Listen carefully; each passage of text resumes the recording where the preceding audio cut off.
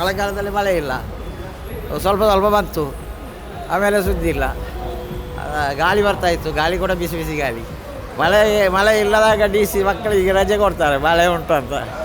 D C ರಜೆ ಕೊಟ್ಟ ಮೇಲೆ ಮತ್ತೆ ಮಳೆ ಇಲ್ಲ. ಹಾಗೆ ಇಲ್ಲಿ ಸಹ ಈಗ ಹೊಲ ಗದ್ದೆಗಳೆಲ್ಲ ಇದ್ದದೆಲ್ಲ ಭೂಮಿಯನ್ನು ಫಿಲ್ಲಪ್ ಮಾಡಿ ಎಲ್ಲ ಬಿಲ್ಡಿಂಗ್ ಮನೆಗಳೆಲ್ಲ ಆದ ಕಾರಣ ಈಗ ಸಮತೋಲನ ಕೂಡ ಎಲ್ಲ ಆಚೆ ಆಗಿದೆ. ದೊಡ್ಡವರು ಹೇಳುವಾಗ ಗಿಡ ಮರಗಳು ಹೋಗಿದ್ದವು ಮತ್ತು ಈ ಪ್ರಕೃತಿ ನಾಶ ಇವೆಲ್ಲ ಅನ್ನಿಸ್ತದೆ. ಇವಾಗ ಗೊತ್ತಾಗ್ತಾ ಇದೆ ರೈತರಿಗೆ ತುಂಬ. ಯಾಕಂದರೆ ಅದು ಯಾವ ಸಮಯದಲ್ಲಿ ಮಳೆ ಬೇಕೋ ಅವಾಗ ಸುರಿಯೋದಿಲ್ಲ, ಯಾವುದು ಬಿತ್ತನೆ ಟೈಮ್ದಲ್ಲಿ ಇರೋದಿಲ್ಲ. ಕೊಯ್ಲು ಕಟ್ ಮಾಡುವಾಗ ಮಳೆ ಬರ್ತದೆ, ಅವಾಗ ಸ್ವಲ್ಪ ತ್ರಾಸ ಆಗ್ತದೆ. ಬಂದ ಬೆಳೆ ಎಲ್ಲ ಹಾಳಾಗ್ತದೆ. ನಾವು ಏನು ಕೆಲಸ ಮಾಡಿದ್ರೆ, ನಾನು ಡಾಕ್ಟ್ರು, ಏನು ಕೆಲಸ ಮಾಡಿದ್ರು ಒಂದು ದೇವ್ರ ಮೇಲೆ ನಂಬಿಕೆ ಇಟ್ಟು ಮಾಡಿದರೆ ದೇವ್ರು ಯಾವಾಗಲೂ ಒಳ್ಳೇದು ಮಾಡ್ತಾರೆ. ಸಾಲ್ ದ ನೇಚರ್ ಈಸ್ ಗಾಡ್. ರೈತರಿಗೆಲ್ಲ ಮಳೆ ಬಂದರೆ ಮಾತ್ರ ಬೆಳೆ ಮಾಡಲಿಕ್ಕೆ ಆಗ್ತದೆ, ನೀರಿಲ್ಲದಿದ್ದರೆ ಬೆಳೆ ಆಗೋದಿಲ್ಲ. ಆದರೆ ರೈತರಿಗೆ ತುಂಬ ಕಷ್ಟ ಆಗ್ತದೆ. ನಮ್ಮ ಸಣ್ಣ ಪ್ರಾಯದಲ್ಲೆಲ್ಲ ಕರೆಕ್ಟ್ ಟೈಮಿಗೆ ಜೂನ್ ತಿಂಗಳಲ್ಲಿ ಮಳೆ ಶುರು ಆಗ್ತದೆ. 4 ತಿಂಗಳು ಮಳೆ, 4 ತಿಂಗಳಿಗೆ ಚಳಿ, 4 ತಿಂಗಳಿಗೆ ಬೇಸಿಗೆ ಕರೆಕ್ಟಾಗಿ ಬರ್ತಿತ್ತು. ಈಗ ಆ ರೀತಿ ಬರೋದಿಲ್ಲ. ಜೂನಲ್ಲಿ ಮಳೆ ಬರಬೇಕಿದ್ದು ಬರೋದಿಲ್ಲ, ಡಿಸೆಂಬರಲ್ಲಿ ಬರ್ತದೆ. ಎಂಕ್ಲು ಶಾಲೆ ಒಂದು ಪುನಃ ಎಂಕ್ಲೆಗ್ ಪೋಯರ ಒಂದು ಜನ ಶಾಲೆಗೆ ತಾರೇಕು ಒಂದು ಪಾಡೊಂದು ಮತ್ತು ಓದಿದ್ದ ಭಾರಿ ಕಷ್ಟ. ಕೊಡಲಜ್ಜಪ್ಪಗ ರೈನ್ ಕೊಟ್ಟು ಬಕ ಮತ್ತು ಡಬ್ಬೆ ಉಂಡತೆ ಶಾಲೆಗೆ ಪೊಪ್ಪುನ ಐನ ಪತ್ತೊಂದು ಓದಿತ್ತ. ಮೈನಾಗಿ ಕೃಷಿ ಮಾಡುವವರಿಗೆಲ್ಲ ತೊಂದರೆ, ಹೌದು, ರೈತರಿಗೆಲ್ಲ. ಮತ್ತು ಮನುಷ್ಯರಿಗೆ ಸಹ ಹಾಗೆ. ಈ ಬಿಸಿಲು ಹೇಳಿದೆ, ಇದರ ತಾಪಮಾನ ಜಾಸ್ತಿ ಈಗ. ಆದ ಕಾರಣ ನಮಗೆ ಸಹ ಎಲ್ಲ ಕೆಲಸ ಹೋಗೋರಿಗೆ ಸಹ ಭಾರಿ ಕಷ್ಟ, ಹೊರಗೆ ಕೆಲಸ ಮಾಡೋರಿಗೆ ಭಾರಿ ಕಷ್ಟ ಬಿಸಿಲಲ್ಲಿ. ಅಂದರೆ ಆ ರೀತಿಯ ಬಿಸಿಲು ಈಗ. ಮಳೆ ಬಾರದೇ ಇರ್ಬೋದು, ಭಾರಿ ಒಂದು ನಮ್ಮ ದುರದೃಷ್ಟಕರ ಅಂತ ಹೇಳಬೇಕು. ಹಿಂದಿನ ಕಾಲದಲ್ಲಿ ಅಂದರೆ ನಾವೆಲ್ಲ ಸಣ್ಣದಿರುವಾಗೆಲ್ಲ ಈ ಸಮಯಕ್ಕೆ ಒಳ್ಳೆ ಮಳೆ ಬರುವಂಥ ಸಮಯ. ಆಗ ಈ ಸಮಯದಲ್ಲಿ ನಾವು ಬಿಸಿಲು ಕಾಣಲಿಕ್ಕಿಲ್ಲ.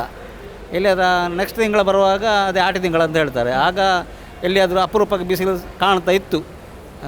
ಆ ಸಮಯಕ್ಕೆ ಸರಿಯಾಗಿ ಮಳೆ ಬೆಳೆ ಎಲ್ಲ ಆಗ್ತಾಯಿತ್ತು. ಈಗ ಎಲ್ಲಿ ಸಹ ಈಗ ಹೊಲ ಗದ್ದೆಗಳೆಲ್ಲ ಇದ್ದದೆಲ್ಲ ಭೂಮಿಯನ್ನು ಫಿಲ್ಲಪ್ ಮಾಡಿ ಎಲ್ಲ ಬಿಲ್ಡಿಂಗ್ ಮನೆಗಳೆಲ್ಲ ಆದ ಕಾರಣ ಈಗ ಸಮತೋಲನ ಕೂಡ ಎಲ್ಲ ಆಚೆ ಆಗಿದೆ. ಆದ ಕಾರಣ ಈಗ ಈ ರೀತಿಯ ಪರಿಸ್ಥಿತಿ ನಾವು ಕಾಣಬೇಕಾಗಿದೆ. ಇದೆಲ್ಲ ಜನರಿಂದಲೇ ಅದು. ಮತ್ತು ನಾವು ದೇವರಿಗೆ ಹೇಳಿ ಪ್ರಯೋಜನ ಇಲ್ಲ.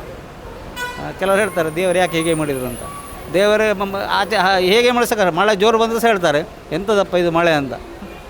ಬಿಸಿಲು ಬಂದರೆ ಯಾಕಪ್ಪ ಈ ರೀತಿ ಬಿಸಿಲು ಅಂತ ಹೇಳ್ತಾರೆ ಅಲ್ವಾ. ಹೆಸರು ಎಂ ರಂಗನಾಥ್ ರಾವ್. ಮಳೆಗಾಲದಲ್ಲಿ ಮಳೆ ಇಲ್ಲ, ಸ್ವಲ್ಪ ಸ್ವಲ್ಪ ಬಂತು, ಆಮೇಲೆ ಸುದ್ದಿ ಇಲ್ಲ. ಗಾಳಿ ಬರ್ತಾಯಿತ್ತು, ಗಾಳಿ ಕೂಡ ಬಿಸಿ ಬಿಸಿ ಗಾಳಿ. ಸಿಕ್ಕಾಪಟ್ಟೆ ಮಳೆ ಇತ್ತಲ್ಲ ಇಲ್ಲಿ. ಮೊದಲೆಲ್ಲ ಮಳೆ ಎಲ್ಲ ಜಾಸ್ತಿ ಅಲ್ಲ, ನಾವೆಲ್ಲ ಚಿಕ್ಕದಿರುವಾಗ ಮಳೆ ಅಂದರೆ ಮಳೆ ಎಲ್ಲಿ ನೋಡಿದ್ರು. ಇಲ್ಲ ಎಂತ ಇಲ್ಲ. ಮಳೆ ಇಲ್ಲದಾಗ ಡಿ ಸಿ ಮಕ್ಕಳಿಗೆ ರಜೆ ಕೊಡ್ತಾರೆ, ಮಳೆ ಉಂಟು ಅಂತ. ಡಿ ಸಿ ರಜೆ ಕೊಟ್ಟ ಮೇಲೆ ಮತ್ತೆ ಮಳೆ ಇಲ್ಲ. ಹಾಗೆ ದೊಡ್ಡವರು ಹೇಳುವಾಗ ಗಿಡ ಮರಗಳು ಹೋಗಿದ್ದವು ಮತ್ತು ಈ ಪ್ರಕೃತಿ ನಾಶ ಇವೆಲ್ಲ ಅನ್ನಿಸ್ತದೆ. ಇವಾಗ ಗೊತ್ತಾಗ್ತಾ ಇದೆ. ಇವಾಗ ಮಳೆ ವರ್ಷದವರು ಅಷ್ಟೇ ಸರಾಸರಿ ಬೀಳ್ತದೆ ಅಂತ ವಿಜ್ಞಾನಿಗಳು ಹೇಳ್ತಾರೆ. ಆದರೆ ಅದು ಸ್ವಲ್ಪ ಡಿಫ್ರೆನ್ಸ್, ತಿಂಗಳುಗಳ ವ್ಯತ್ಯಾಸ ಇದೆ. ಅದು ಸರಿಯಾದ ಟೈಮ್ದಲ್ಲಿ ಫಸಲಿರುವಾಗ ಬರೋದಿಲ್ಲ. ಹೆಚ್ಚು ಕಡಿಮೆ ಬರ್ತದೆ ಸರಾಸರಿ ಅಂತ ಹೇಳ್ತಾರೆ. ಆದರೆ ಈ ವರ್ಷ ಕಡಿಮೆ ರೈತರಿಗೆ ತುಂಬ. ಯಾಕಂದರೆ ಅದು ಯಾವ ಸಮಯದಲ್ಲಿ ಮಳೆ ಬೇಕೋ ಅವಾಗ ಸುರಿಯೋದಿಲ್ಲ, ಯಾವುದು ಬಿತ್ತನೆ ಟೈಮ್ದಲ್ಲಿ ಇರೋದಿಲ್ಲ. ಕೊಯ್ಲು ಕಟ್ ಮಾಡುವಾಗ ಮಳೆ ಬರ್ತದೆ, ಅವಾಗ ಸ್ವಲ್ಪ ತ್ರಾಸ ಆಗ್ತದೆ. ಬಂದ ಬೆಳೆ ಎಲ್ಲ ಹಾಳಾಗ್ತದೆ, ಅಷ್ಟೇ ವ್ಯತ್ಯಾಸಗಳು. ಹೆಸರು ನಿಂಗಪ್ಪ. ನಾನು ಡಾಕ್ಟರ್ ಸುರೇಶ್ ಮಾನ್ಕರ್ ಅಂತ. ಇವು ಎಲ್ಲ ದೇವ್ರ ಮೇಲೆ ಬಿಟ್ಟದ್ದು, ನಮ್ಮ ಕೈಲಿಲ್ಲ. It is the wish of God. ಜನರು ಕೂಡ ಕಾರಣ ಅಲ್ವಾ? ಹೌದು. ನಮ್ಮದು main, if people are good, God will be happy. ನಮ್ಮದು ನಾವು ಎಲ್ಲ ಇರೋದು ನಮ್ಮಲ್ಲಿ. Main if people are good in mind and helping ಇರುತ್ತೆ, ಗಾಡ್ ವಿಲ್ ಹೆಲ್ಪ್. ಸೊ ದೇವರು ನಮ್ಮ ಕರ್ಮದ ಮೇಲೆ ಇರ್ತದೆ. ಒಳ್ಳೆ ಕರ್ಮ ಮಾಡಿದರೆ ಬರ್ತದೆ ಮಳೆ. ನೀರಿಲ್ಲದೆ ಮತ್ತು ಬೆಳೆ ಹೇಗೆ? ಕೆಲವು ಕಡೆ ಮಹಾಪೂರ್ ಬರ್ತದೆ, ಇಟ್ಸ್ ಆಲ್ ರೈಟ್, ಅದು ಕೂಡ ದೇವ್ರದ್ದು ಆಟ. ಈ ಮಹಾಪೂರ್ ಬರೋದು, ಲ್ಯಾಂಡ್ ಸ್ಲೈಡ್ ಎಲ್ಲ ದೇವ್ರದ್ದು ಆಟ ಅದು. So you must be faithful to God. ನಾವು ಏನು ಕೆಲಸ ಮಾಡಿದ್ರೆ, ನಾನು ಡಾಕ್ಟ್ರು, ಏನು ಕೆಲಸ ಮಾಡಿದ್ರು ಒಂದು ದೇವ್ರ ಮೇಲೆ ನಂಬಿಕೆ ಇಟ್ಟು ಮಾಡಿದರೆ ದೇವ್ರು ಯಾವಾಗಲೂ ಒಳ್ಳೇದು ಮಾಡ್ತಾರೆ. ಸಾಲ್ ದ ನೇಚರ್ ಈಸ್ ಗಾಡ್. ಕಾಲದಲ್ಲಿ ಅಂದರೆ ಜನರಿಗೆ ಭಯಂಕರ ಸೆಕೆ ಆಗ್ತಾ ಉಂಟು. ಐಟಮ್ಸ್ ಏನು ಸಿಕ್ಕುವುದಿಲ್ಲ, ಎಲ್ಲ ಪ್ರತಿಯೊಂದು ರೇಟ್ ಜಾಸ್ತಿ ಆಗ್ತದೆ ಉಂಟು. ಎಲ್ಲ ರೈತರಿಗೆ ಈಗ ಏನು 60% ಮಳೆ ಕಡಿಮೆ ಆಗಿದೆ ಈಗ. ರೈತರಿಗೆಲ್ಲ ಮಳೆ ಬಂದರೆ ಮಾತ್ರ ಬೆಳೆ ಮಾಡಲಿಕ್ಕೆ ಆಗ್ತದೆ, ನೀರಿಲ್ಲದಿದ್ದರೆ ಬೆಳೆ ಆಗುವುದಿಲ್ಲ. ಆದರೆ ರೈತರಿಗೆ ತುಂಬ ಕಷ್ಟ ಆಗ್ತದೆ. ನಮ್ಮ ಯೌವನದಲ್ಲಿ ಕರೆಕ್ಟ್ ಟೈಮಿಗೆ ಮಳೆ ಬರ್ತಾಯಿತ್ತು. ನಮ್ಮ ಸಣ್ಣ ಪ್ರಾಯದಲ್ಲೆಲ್ಲ ಕರೆಕ್ಟ್ ಟೈಮಿಗೆ ಜೂನ್ ತಿಂಗಳಲ್ಲಿ ಮಳೆ ಶುರು ಆಗ್ತದೆ. 4 ತಿಂಗಳು ಮಳೆ, 4 ತಿಂಗಳು ಚಳಿ, 4 ತಿಂಗಳು ಬೇಸಿಗೆ ಕರೆಕ್ಟಾಗಿ ಬರ್ತಿತ್ತು. ಈಗ ಆ ರೀತಿ ಬರೋದಿಲ್ಲ. ಜೂನಲ್ಲಿ ಮಳೆ ಬರಬೇಕಿತ್ತು, ಬರೋದಿಲ್ಲ. ಡಿಸೆಂಬರಲ್ಲಿ ಬರ್ತದೆ, ತುಂಬ್ತದೆ, ಒಂದೇ ಸಲ ಬರ್ತದೆ. ಅದರಿಂದ ಏನು ಪ್ರಯೋಜನ ಇಲ್ಲ, ಜನರಿಗೆ ಉಪಯೋಗ ಇಲ್ಲ. ಒಂದೇ ಸಲ ಮಳೆ ಬಂದರೆ ಪ್ರಯೋಜನ ಇಲ್ಲ. ಸ್ವಲ್ಪ ಆಗಿ ಬಂದರೆ ಮಾತ್ರ ಜನರಿಗೆ ಹಾಂ ಎಲ್ಲರಿಗೆ, ಪ್ರತಿಯೊಬ್ಬರಿಗೂ ಕಷ್ಟ ಆಗ್ತದೆ. ವ್ಯಾಪಾರದಲ್ಲಿ ಆಗಲಿ, ಬೆಳೆ ಬೆಳೆಯುವವರಿಗೆ, ರೈತರಿಗೆ, ಪ್ರತಿಯೊಬ್ಬರಿಗೂ ಕಷ್ಟ ಆಗ್ತದೆ. ಆರೋಗ್ಯದಲ್ಲಿ ತುಂಬ ಎಫೆಕ್ಟ್ ಬರ್ತದೆ. ಮಳೆ ಬಂದ ಕೂಡಲೇ ಕಾಯಿಲೆ ಬರ್ತದೆ, ಜ್ವರ ಬರ್ತದೆ, ಅದು ಬರ್ತದೆ, ಆ ರೀತಿಯಲ್ಲೆಲ್ಲ.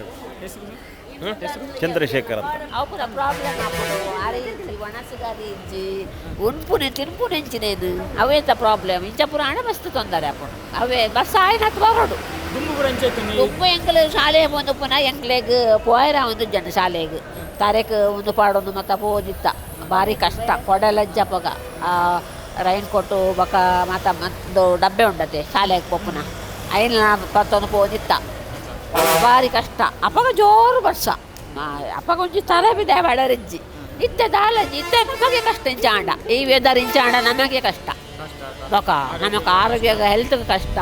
ಕೆಲವರಿಗೆ ಜ್ವರ ಬರ್ಪುಂಡು ಮತ್ತು ವೈರಲ್ ಫೀವರ್ ಅವು ಪೂರ ಶುರು ಆಪುಂಡು. ಇಂಚ ಪೂರ ಆಂಡ ಹೊರ ಬಿಸಿಲು, ಹೊರ ದೊಂಬು, ಹೊರ ಬರ್ಸಾಂಡ ಬಂದು ದುಂಬುದೆಲ್ಲ ಕನೊಪ್ಪುಡು, ಮರಿಯಾಲದೆಲ್ಲ ಮಂಡ ಮರಿಯಾಲ ಒಪ್ಪುಂಡು. ಒಂದು ಪ್ರಾಬ್ಲಮ್ ಆಪುಂಡತೆ ಇಂಚಾಂಡ. ಆಯ್ನ ಕಾರಣದ ಇಜ್ಜಿ ಮರ ಮಾತ ಇಜ್ಜಿ ಕಟ್ಟದ ಪೂರ ಬಿಲ್ಡಿಂಗ್ ಪಾಡ್ದೇರು ಒಂಜಲ ಒಲ್ಲ ಇಜ್ಜಿ ಬಕ ಬೆನ್ಪುನಕಲನ ಓಲ ಇಜ್ಜಿ ಅಕುಲ್ಲ ಮಾರ್ದ ಪೂರ ಬಿಲ್ಡಿಂಗ್ ಪಾಡ್ದೇರು ಅಂಚ ಪೂರ ಪ್ರಾಬ್ಲಮ್ ಆಪುಂಡು. ಆಯ್ತು ನಮ್ಮನೆ ಮನುಷ್ಯರೇ ಪ್ರಕೃತಿಗೆ ಕಾರಣ. ಪ್ರಕೃತಿ ಉದ್ಧಾರ ಅವಡತೆ ನಮ್ಮ ಉದ್ಧಾರ ಅವಡ ಪ್ರಕೃತಿಲ ಎಡ್ಡೆ ಉಪ್ಪೋಡು. ಕಾಡು ಬೆಳೆಸಿ ನಾಡು ಉಳಿಸಿ ಅವು ಉಪ್ಪೋಡತ್ತ ಇದು ಪೂರ ಕಾಡನ್ನು ಪೂರ ಕಾಡ್ತದ ಬಾಡಿ ಇಂಚೇನೆ ಆಪೋಡು. ಪೂರ ಪ್ರಾಬ್ಲಮ್ ಆಪಿನ ಮನುಷ್ಯರಿಗೆ ಮನುಷ್ಯರಿಗೆ ನಮಕ್ಕೆ ಆಪಿನ ಪ್ರಾಬ್ಲಮ್. ಪ್ರಕೃತಿದ ವಿಷಯ ನಮಕ್ಕೆ ಪ್ರಾಬ್ಲಮ್, ನಮ್ಮನೆ ಪ್ರಾಬ್ಲಮ್ ಕ್ರಿಯೇಟ್ ಮಾಡ್ಕೊಂಡು ನಮಕ್ಕೆ ಪ್ರಾಬ್ಲಮ್ ಆಪಿನ ಆಯ್ತು. That's all. ಉದರ್ ಚೆನ್ನಮ್ಮ ಹಾಂ. ನಮ್ಮ ಕಾರ್ಯಕ್ರಮಗಳನ್ನು ನೀವು ನೋಡ್ತಾ ಇದ್ರೆ ನಮ್ಮ ಚಾನೆಲ್ ಅನ್ನ ಸಬ್ಸ್ಕ್ರೈಬ್ ಮಾಡಿ, ಪಕ್ಕದ ಬೆಲ್ ಐಕಾನ್ ಒತ್ತಿ ನಮ್ಮನ್ನ ಬೆಂಬಲಿಸಿ. ಹಾಗೆ ನಮ್ಮ ಕಾರ್ಯಕ್ರಮಗಳನ್ನ ಲೈಕ್ ಮಾಡಿ, ಕಮೆಂಟ್ ಮಾಡಿ, ಅದನ್ನ ಬೇರೆಯವರಿಗೂ ವಾಟ್ಸ್ಆಪ್ ಮೂಲಕ ಶೇರ್ ಮಾಡಿ. ನೀವು ಹೀಗೆ ಮಾಡಿದಾಗ ನಮ್ಮ ಚಾನೆಲ್ ಇನ್ನಷ್ಟು ಮತ್ತಷ್ಟು ಜನರಿಗೆ ತಲುಪಲು ನೀವು ನಮ್ಮೊಂದಿಗೆ ಸಹಕರಿಸಿದ ಹಾಗಾಗುತ್ತೆ. ಇದು ನೀವು ಯಾವುದೇ ಖರ್ಚಿಲ್ಲದೆ ಕೆಲವೇ